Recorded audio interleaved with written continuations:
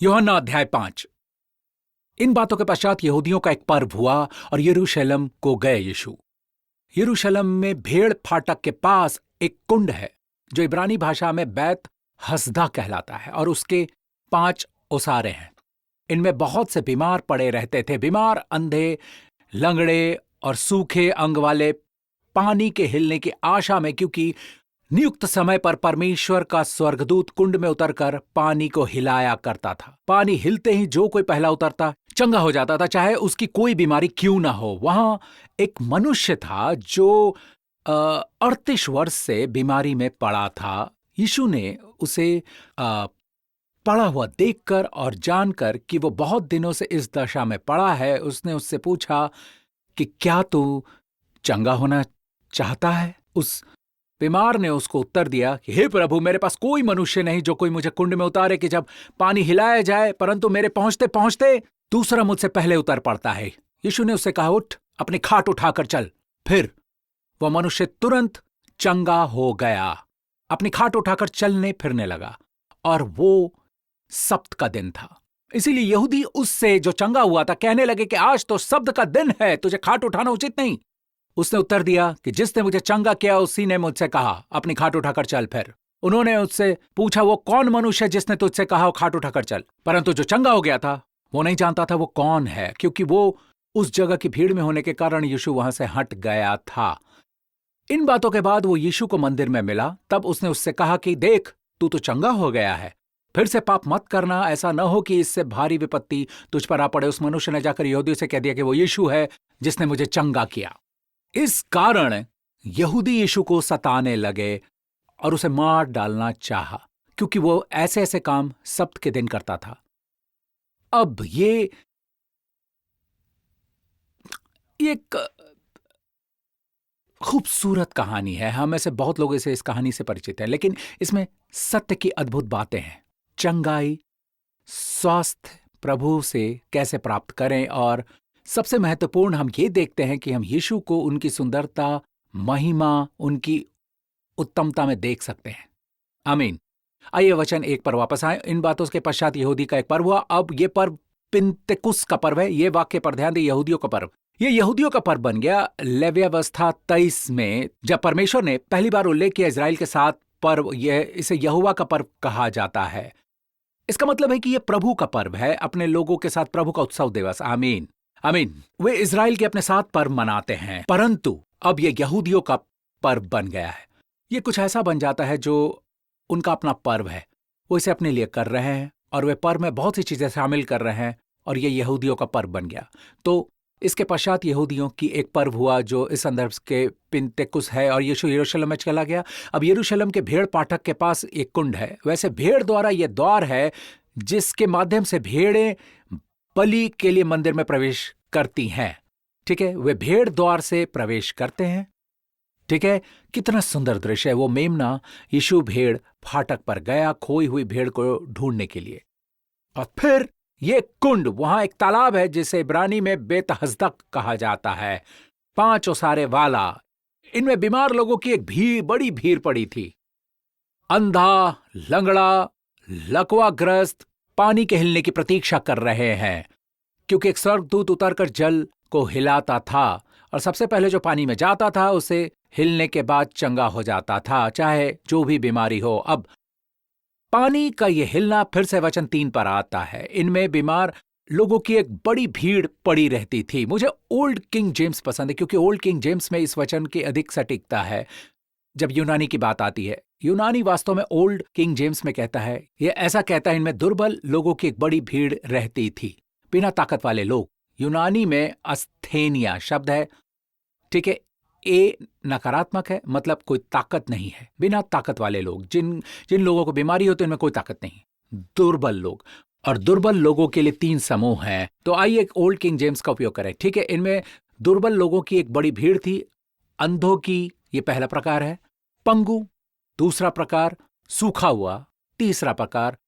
और यदि आप न्यू किंग जेम्स को देखेंगे, सूखे की जगह लकवाग्रस्त कहता है। इसका कोई मतलब नहीं, क्योंकि पहले ही बीच में लंगड़े हैं। पंगु मतलब लंगड़ा है, और फिर है लकवाग्रस्त। आज हम लकवे के पैरों से संबंधित मानते हैं, लेकिन तब यह शब्द सूखे हाथों वाला था, जिसका अर्थ है सूखे हाथों वाला हाथ। वो अपने हाथों से काम नहीं कर सकता था, एक सूखा हुआ हाथ। ठीक है, तो किंग जेम्स ज्यादा, यहां ओल्ड किंग जेम्स ज्यादा सटीक है। तो आइए इस पर नजर डालते हैं। अंधा, लंगड़ा, सूखे हाथ वाला। और ये मानवता की तस्वीर है, ये मानवता की तस्वीर है। पहला, वे अंधे हैं, वे परमेश्वर के प्रति अंधे, वे उसके प्रति अंधे हैं, उनके हृदय में अंधे, उनके मन में अंधे। ठीक है, ये दूसरा ये है कि वो चल नहीं सकते, वे परमेश्वर के लिए नहीं चल सकते, वे आत्मा में नहीं चल सकते, वे चल नहीं सकते। और हर भौतिक के पीछे एक आत्मिक अर्थ होता है।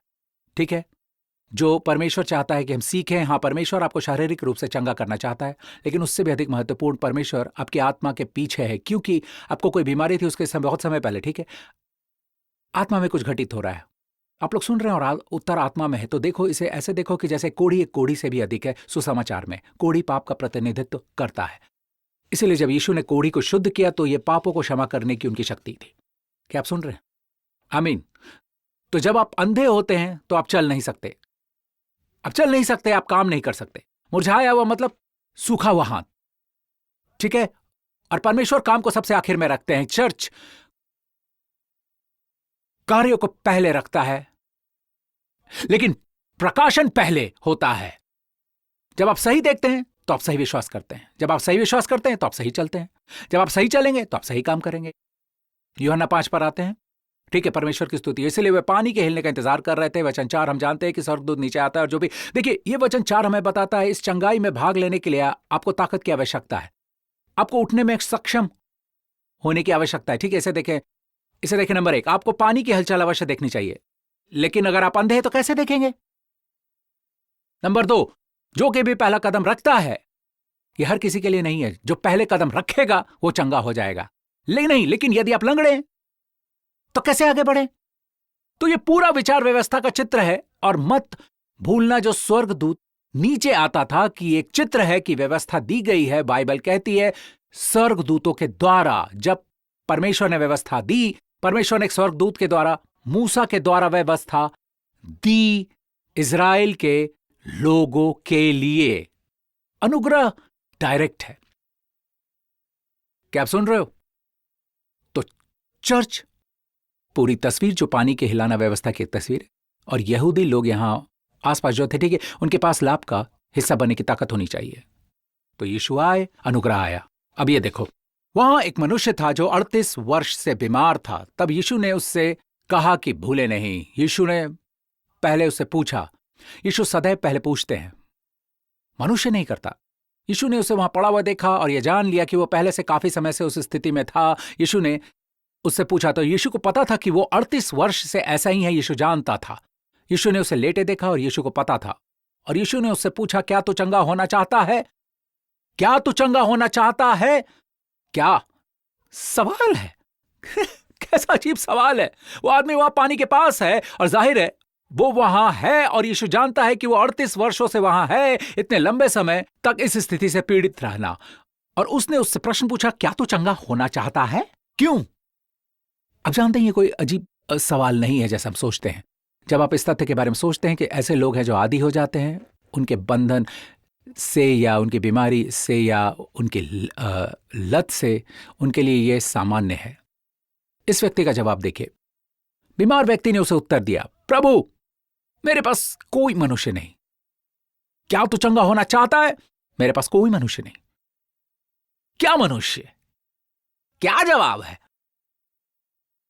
तो पूरे समय, वैसे वो नहीं जानता था कि यीशु कौन था, है ना? उसकी नजर यीशु पर नहीं है। कभी कभी हम यीशु के बारे में जानते हैं और यीशु हमसे बात करते हैं, परंतु हमारा नजर उस पर नहीं है। अभी अभी यीशु आपसे बात कर रहे हैं, परंतु हो सकता है आपकी नजर उस पर नहीं है। आपका नजर साधन, पानी पर है। साधन पर नजर मत डालो, अपनी नजर प्रभु पर रखो। क्या मुझे एक अच्छी आमीन मिल सकती है? और उसकी नजर साधनों पर है, पानी पर है, पानी का हिलना। इतना ही नहीं, उसकी नजर मनुष्य पर है, मानव जाति। प्रभु, मेरे पास कोई मनुष्य नहीं है। अन्य लोगों के पास उन्हें ले जाने के लिए लोग हैं, मेरे पास कोई मनुष्य नहीं है। उसकी नजर महिमा वाले व्यक्ति पर नहीं है, उसकी नजर मनुष्य पर है। मेरे पास कोई मनुष्य नहीं है। क्या मैं चंगाई के बारे में कुछ कह सकता हूं? कभी कभी चंगाई जितना हम सोचते हैं उससे कहीं अधिक आसान होती है, हम इसे मुश्किल बनाते हैं। फिर दूसरी बात यह है कि उसकी नजर खुद पर भी है। वो कहता है कि मेरे पास कोई मनुष्य नहीं जो मुझे कुंड में डाले जब पानी को हिलाया जाता है, परंतु जब मैं आता हूं तो कोई और मुझसे पहले उतर जाता है। तो जब वो घसीट कर चल रहा है, ठीक है, वो चल नहीं सकता है ना, वो घसीट कर चल रहा है, तब तक मैं आता हूं। जब तक मैं आता हूं, दूसरे शब्दों में कहें तो उसकी नजर उसके कार्य पर है। मैं पानी तक जाने के लिए इतना तेज नहीं घसीट सकता। यह आदमी नहीं जानता कि यीशु कौन है। अधिकार और सामर्थ्य के साथ यीशु के अगले शब्द, यीशु ने उससे कहा कि उठ, अपना बिस्तर उठा और चल। अब इब्रानी में कूमी, उठो, अपना बिस्तर उठाओ और चलो। इसे अब देखें, क्या आप अनुग्रह के ऋणी बनने के लिए तैयार हैं? कुमी और शब्दों के साथ शक्ति आती है। देखिए, व्यवस्था चाहती है कि आपके पास ताकत हो, इससे पहले कि आप व्यवस्था का पालन कर सके, इससे पहले कि व्यवस्था आपको आशीष दे। लेकिन अनुग्रह, जैसा कि कहा जाता है, इसमें सामर्थ है। अब मैं मोटिवेशनल शिक्षाओं वगैरह के खिलाफ नहीं हूं, मैं इसके साथ हूं। उनमें से कई महान लोग हैं आज की दुनिया में, कई महान मोटिवेशनल स्पीकर हैं और अतीत में मसीही हैं, विश्वासी हैं। तो आप जानते हैं, ये मुझसे दूर हो कि मोटिवेशनल शिक्षा का विरोध करूं, लेकिन मैं आपको ये बता दूं कि मोटिवेशनल शिक्षा किस पर आधारित है। आपको ये 7 स्टेप्स अवश्य लेने होंगे और फिर आपको वही परिणाम मिलेंगे जो आपको मिलने चाहिए। और यदि आपके पास परिणाम नहीं है तो मुझे दोष न दें, क्योंकि मैंने आपको स्टेप्स दिए। जबकि अनुग्रह अलग है। अनुग्रह, जैसा कि अनुग्रह बोलता है, सामर्थ वहां है। जैसे ही आप आते हैं और सुनते हैं, लागू करने से पहले आप चंगे हो जाते हो। इसलिए सामर्थ सिर्फ सुनने में, देखने में है। सामर्थ वहां है। वहां बहुत सारे लोग, वे ऐसा नहीं मानते, वे विश्वास नहीं करते कि देखने मात्र से ही सामर्थ आ जाता है। उन्हें प्रचार में करने के लिए चीजें ढूंढनी पड़ती हैं। आपको लोगों को करने के लिए चीजें देनी चाहिए। मेरे मित्र, करना बाद में आएगा, कार्य बाद में आएगा।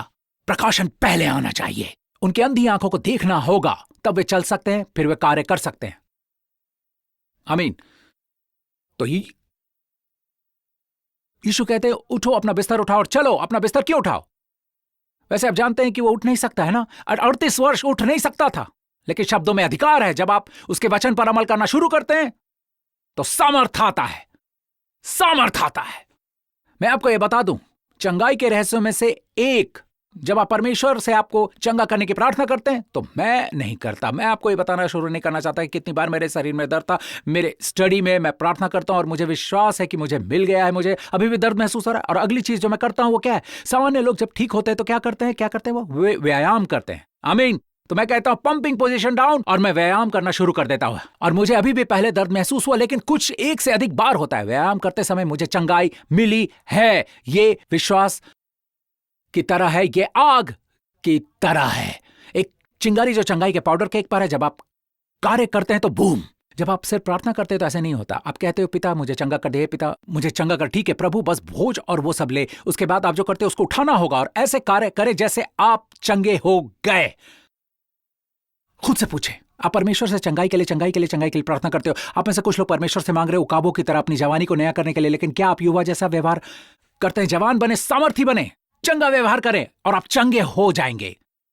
आमीन, आमीन। खुद से पूछें, आमीन। चलिए उसकी स्तुति करो। स्तुति का ब्रेक ले। हालेलुया, प्रभु की स्तुति, आमीन। जैसे ही वो उठा तो उसे पता चला कि विस्फोट हो गया है। ठीक है, वो चंगा हो गया। आमीन। और फिर यीशु कहते हैं, अपना बिस्तर उठाओ। इसका क्या मतलब है, अपना बिस्तर उठाओ? दूसरे शब्दों में, वापस बीमार होने के लिए कोई प्रावधान न करें। तो बाइबल कहती है वो मनुष्य तुरंत चंगा हो गया, अपना बिस्तर उठाया। ध्यान दीजिए, वो कब ठीक हुआ? उसके बिस्तर उठाने के बाद नहीं, जब वो उठा। जब वो चंगा हो गया तब अपना बिस्तर उठाया। ध्यान दिया? तो उठना वो है जहां क्रिया है, रिहाई होती है। ठीक है, अपना बिस्तर उठाओ और चलो। और वो दिन सब्त का दिन था। यहूदियों ने उससे जो चंगा हो गया था कहा, यह सब्त का दिन है, तुम्हारे लिए अपना बिस्तर उठाना उचित नहीं है। उसने उनको उत्तर दिया, उसी ने मुझे चंगा किया। उसका जोर इस बात पर है कि उसने मुझे चंगा किया। क्या जवाब है? जिसने मुझे चंगा किया उसने मुझसे कहा, उठो, अपना बिस्तर उठाओ और चलो। जिसने मुझे चंगा किया, अब उसने उत्तर दिया है ना। यदि वे नहीं जानते कि वो वही है जो बीमार था, अब वो उन्हें बताता है। तुम जानना चाहते हो कि किसने कहा अपना बिस्तर उठाओ और चलो? जिसने मुझे चंगा किया। तब वे उससे पूछेंगे, ठीक है, स्वाभाविक रूप से, ठीक है, वो कौन था जिसने तुम्हें चंगा किया? है ना, है ना? वो आदमी कौन है जिसने तुमसे कहा कि अपना बिस्तर उठाओ और चलो? तुम्हें पता है कितना क्रूर है जब आप मसीहियत को एक धर्म में बदल देते हैं। अनुग्रह वहां दृश्य में नहीं है। आपको इसकी परवाह नहीं है कि परमेश्वर ने क्या किया है। मुझे इसकी परवाह नहीं कि जोसेफ प्रिंस के पास ये सभी गवाही हैं या नहीं। मेरे सिद्धांत से सहमत नहीं है कि सब्त के दिन बिस्तर उठाकर चलना। वे इसी पर ध्यान केंद्रित करते हैं। अब मैं विश्वास नहीं करता कि आदमी जानता था वे उससे क्या प्राप्त करने का प्रयास कर रहे थे। वे लोग जानते थे कि यीशु है। उन्हें शायद संदेह था कि यीशु था। यह बात चारों ओर फैल गई, लेकिन शायद वो सोचा कि वे उत्तर खोजना चाहते हैं। ठीक है, मुझे ये पढ़ना होगा। और तब वो चंगा हो गया। वो न जानता था कि वो कौन है, क्योंकि यीशु उस स्थान पर भारी भीड़ के रहते हुए चला गया था। अब यीशु चले गए। अगला वचन, बाद में यीशु ने उसे मंदिर में पाया। मुझे वो पसंद है। जहां यीशु ने उसे पाया, यीशु ने उसे मंदिर में पाया। संभवतः 38 वर्षों तक वो मंदिर नहीं जा सका, और अब वो आदमी संभवतः धन्यवाद भेंट देने के लिए वहां आया है, प्रभु को धन्यवाद भेंट देने के लिए। तो वो मंदिर में था और यीशु ने उसे वहीं पाया। अब सुने, यीशु ने उससे कहा, देख तू चंगा हो गया है, फिर पाप न करना, ऐसा न हो कि इससे कोई भारी विपत्ति तुझ पर आ पड़े। अब मैं कुछ इस तरह साझा करना चाहता हूं कि आपको ऐसा कुछ साझा किए बिना जाने नहीं दे सकता, क्योंकि आपको गलत धारणा हो सकती है कि जब आप पाप करते हैं आपके साथ कुछ बुरा होगा इत्यादि। नंबर 1, वो उस तरह के पाप की बात नहीं करता। आपके उद्धार पाने के बाद कितनों को यह एहसास है कि अब भी वहां पाप करते हैं। हम पाप नहीं करना चाहते हैं, हमें पाप करने में कोई दिलचस्पी नहीं है। हम प्रभु की सेवा में रुचि रखते हैं, अपने जीवन में उसकी महिमा करना। लेकिन सुनो, हम ये भी पाप करते हैं ना। जो कुछ भी विश्वास से नहीं है वो पाप है। तो अगर यही परिभाषा है तो क्या हम अभी भी पाप करते हैं ना। जो कुछ भी विश्वास से नहीं है वो पाप है। उसके लिए जो जानता है कि हाँ करना उचित है और नहीं करता, उसके लिए पाप है। लेकिन क्या वो इसी का जिक्र कर रहा है? क्योंकि आपके पास सही अनुवाद नहीं है दृश्य के बारे में। आप हर वक्त सोचेंगे इससे भी बुरी चीज आ सकती है, और भी बुरी चीज आ सकती है, और भी बुरी चीज आ रही है। नहीं नहीं नहीं, मैं जो कह रहा हूं उसे सुनो। शब्द मत करना ये कुछ ऐसा है जो अतीत में था। यूनानी में मत करना मकेती है, जो अब नहीं है। पाप, जो पाप आपने पिछली बार किया था वो अब नहीं रहा। अब कभी कभी जब कोई पीड़ित होता है, मैंने इसे पढ़ा है, आप जानते हैं, आप इसे ऑनलाइन जांच कर सकते हैं इत्यादि, आप डॉक्टरों से भी जांच करा सकते हैं। यौन एसटीडी, यौन संचारी रोग आपके पैरों को प्रभावित कर सकते हैं। तो जब यीशु उससे कहता है, ठीक है, दूसरे शब्दों में, अब वेश्यालय मत जाओ, तुम 38 साल पहले ऐसा करते थे, वो करना बंद करो। क्या तुम समझते हो कि कहीं तुम्हारे साथ इससे भी बुरी घटना न घट जाए? यदि मैं कोई ऐसे व्यक्ति से कहूं जो हर समय धूम्रपान करता है, उन्हें फेफड़ों का कैंसर था, इसके लिए मैंने प्रार्थना की, वो ठीक हो गया, पूरी तरह से ठीक हो गया, डॉक्टर द्वारा वेरीफाइड, हम इस तरह के मामलों के बारे में नहीं जानते, हम उससे कहते हैं कि अब धूम्रपान मत करो। क्या आप इसे समझ सकते हैं? कहीं आपके साथ कोई बुरी घटना न घट जाए। ये एक विशिष्ट बात है। अमरतानो एक क्रिया, एक विशिष्ट कार्य को संदर्भित करता है जिसके बारे में यह व्यक्ति जानता है। तो ऐसे मत सोचो कोई पाप है, इससे भी बुरी बात होगी। नहीं नहीं नहीं नहीं, सुनो, सबके पाप क्षमा किए गए हैं। ठीक है, कुछ पापों का परिणाम तो होगा ही, ठीक है, और कुछ परिणामों के आप उलट नहीं सकते। तो बुद्धिमान बनो, समझो आपको पता है क्या ये कहां से आ रहा है। अब मैं इसे समाप्त करना चाहूंगा। वो आदमी चला गया और यहूदियों को बताया कि यीशु ने ही उसे चंगा किया था। अब वो उनका इरादा नहीं जानता था। उन्होंने सोचा कि वे पहचान का पता लगाना चाहते हैं। ठीक है, उनके पास गया, उसके जोर पर फिर से गौर करे। उसने देखा, ओ वही जिसने मुझे अपना बिस्तर उठाने के लिए कहा। इसका मतलब कि उसके पास एक बुरा कारण है? नहीं, लेकिन वो दिल का बहुत साफ है। उसने जाकर कहा, हे वही जिसने मुझे चंगा किया। फिर इस बात पर जोर दिया कि उसने मुझे चंगा किया। जिसने मुझे चंगा किया, तुम पता लगा रहे हो कि कौन है? यीशु है। उनकी प्रतिक्रिया देखिए। इस कारण यहूदियों ने यीशु पर अत्याचार किया और उसे मार डालना चाहा, क्योंकि उसने ये काम सब्त के दिन किए थे। नीचे आ जाएं। ठीक है, यीशु ने उनको उत्तर दिया कि मेरा पिता अब तक काम करता आया है और मैं भी काम कर रहा हूं। इस कारण यहूदी उसे मार डालने का और भी अधिक प्रयत्न करने लगे, क्योंकि उसने न केवल सब्त का दिन तोड़ा, परंतु यह भी कहा कि परमेश्वर उसका पिता है, स्वयं को परमेश्वर के तुल्य ठहराया। यहां देखिए, मैं इसी के साथ समाप्ति करूंगा। मेरा पिता काम कर रहा है, इसलिए मैं भी काम कर रहा हूं। लेकिन पिता क्यों काम कर रहा है और वो सब्त के दिन क्यों कार्य कर रहा है? मैं आपको बहुत ही दुखद कहानी सुनाता हूं। परमेश्वर का सपना टूट गया, क्योंकि परमेश्वर ने मनुष्य को स्वेच्छा दी है। जब परमेश्वर ने मनुष्य की सृष्टि में बनाया तो भोर के तारे एक साथ गाते थे। परमेश्वर ने सब कुछ अच्छा बनाया। तब मनुष्य ने परमेश्वर के विरुद्ध पाप किया। अब इसे देखो, जब मनुष्य ने परमेश्वर के विरुद्ध पाप किया, परमेश्वर का शब्द जिसमें उसने विश्राम किया, सृष्टि का सप्त है। परमेश्वर ने सब कुछ बनाया और परमेश्वर ने विश्राम किया। इसलिए नहीं कि वो थका हुआ है, क्योंकि सृष्टि बन चुकी थी और परमेश्वर ने जो कुछ बनाया वो सब देखा, वो अच्छा था। जब परमेश्वर ने मनुष्य को बनाया तो परमेश्वर ने कहा ये बहुत अच्छा था, और परमेश्वर ने विश्राम किया। तो सप्त जो शनिवार को है, यहूदी लोग आज तक शनिवार को अपने सप्त के रूप में मनाते हैं। ये वास्तव में सृष्टि के लिए आराम है, लेकिन सृष्टि बाधित हो गई। मनुष्य ने पाप किया, और क्योंकि मनुष्य ने पाप किया, परमेश्वर ने मनुष्य की मुक्ति की दिशा में फिर से काम करना शुरू किया। परमेश्वर तब से काम कर रहा है, और फिर यीशु आया और रोया, ये पूरा हुआ, और वो मृतकों में से जी उठा। शनिवार को नहीं, बल्कि सप्ताह के पहले दिन रविवार को। रविवार एक विश्राम है जो मुक्ति का जश्न मनाता है, सृष्टि के लिए सप्त नहीं। सृष्टि में मनुष्य को कार्य करना पड़ता है पहले 6 दिन, और शनिवार को वे विश्राम करते हैं। परंतु मुक्ति में आप पहले विश्राम में प्रवेश करते हैं और फिर आप काम कर सकते हैं। हालेलुया! इसीलिए हम रविवार मनाते हैं। यह बाइबल में है। सप्ताह के पहले दिन के वे एक साथ एकत्र हुए, मृतकों में से जी उठने के बाद यीशु प्रकट हुए, एक रविवार से दूसरे रविवार तक। इसका एक उद्देश्य है, अब हम मुक्ति में हैं, अब हम सृष्टि में नहीं हैं। बहुत से लोग अपने शरीर को छुड़ाने के लिए सृष्टि में वापस जा रहे हैं, वे सृष्टि की ओर वापस जा रहे हैं, अदन के आहार या अदन की ओर, परंतु अदन गिर गया है। यहां तक कि अच्छा भोजन, ऑर्गेनिक भोजन और वो सब कुछ आज उन सभी का पोषण छीन लिया गया है। जब तक परमेश्वर मुक्ति में आशीष न दे कोई भी फायदा नहीं होता। लेकिन हम सृष्टि पर भरोसा नहीं रखते, हम अपना भरोसा मुक्ति में रखते हैं। आमीन, यीशु की स्तुति हो। आमीन, हालेलुया। यीशु पापियों को बचाने आए। और आप कहते पास्टर प्रिंस मैं पापी हूं। खैर, अब जितने पापी हैं उससे कहीं अधिक महान उद्धारकर्ता यीशु है। उसने आपसे प्रेम किया मित्र, वो आपके लिए क्रूस पर मर गया। अब आप जहां भी हो, यदि वो आप ही हैं, अब यीशु ने जो किया उसका लाभ उठाना चाहते हैं, अभी मेरे साथ वो प्रार्थना करो। मैं प्रार्थना में आपकी मदद करना चाहता हूं, हम मिलकर करेंगे। स्वर्गीय पिता, मैं आपको धन्यवाद देता हूं कि आपने यीशु मसीह को मेरा उद्धारकर्ता बनने के लिए भेजा। मसीह मेरे सारे पापों के लिए क्रूस पर मर गया। जब मैं अपने पापों में था तब भी उसने मुझसे प्रेम किया। वो मेरे स्थान पर मर गया, मेरे पापों को ले लिया, मेरे न्याय को सहन किया, और जब मैं उसमें धर्मी ठहरा, आपने उसे मृतकों में से जीवित कर दिया। धन्यवाद पिता। यीशु मसीह मेरा प्रभु है और मैं हमेशा के लिए बचा लिया गया हूं, पूरी तरह से माफ कर दिया गया, हर तरह से माफ कर दिया गया, आपके आत्मा से भरा हुआ। धन्यवाद पिता, मैं अब आपकी संतान हूं।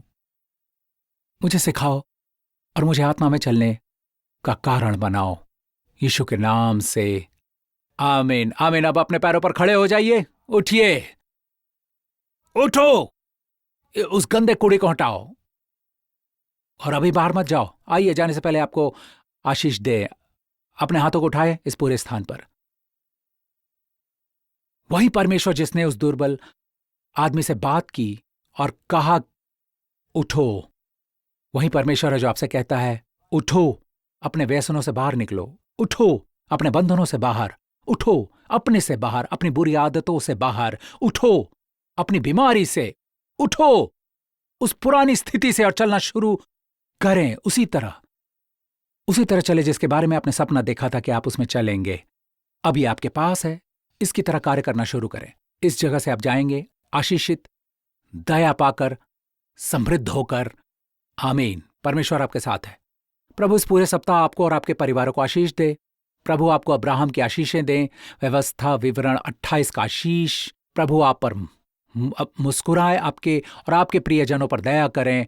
आप परमेश्वर के अलौकिक दया में चलें। इस सप्ताह आप जहां भी जाएं, प्रभु आपकी और आपके प्रियजनों की रक्षा करें। इस पूरे सप्ताह हर खतरे से, आतंक से, हानि से, दुष्ट लोगों से, बीमारी से, संक्रमण से, अंधकार की सभी शक्तियों से, प्रभु यीशु मसीह के नाम में। और प्रभु आपको और आपके प्रियजनों को उनका शालोम, शबात, स्वास्थ्य, संपूर्णता, शांति, आराम दे। यीशु के नाम में आशीषित व्यवहार करें, आशीषित व्यवहार करें, अच्छा व्यवहार करें। चलें। प्रभु आपको आशीष दें।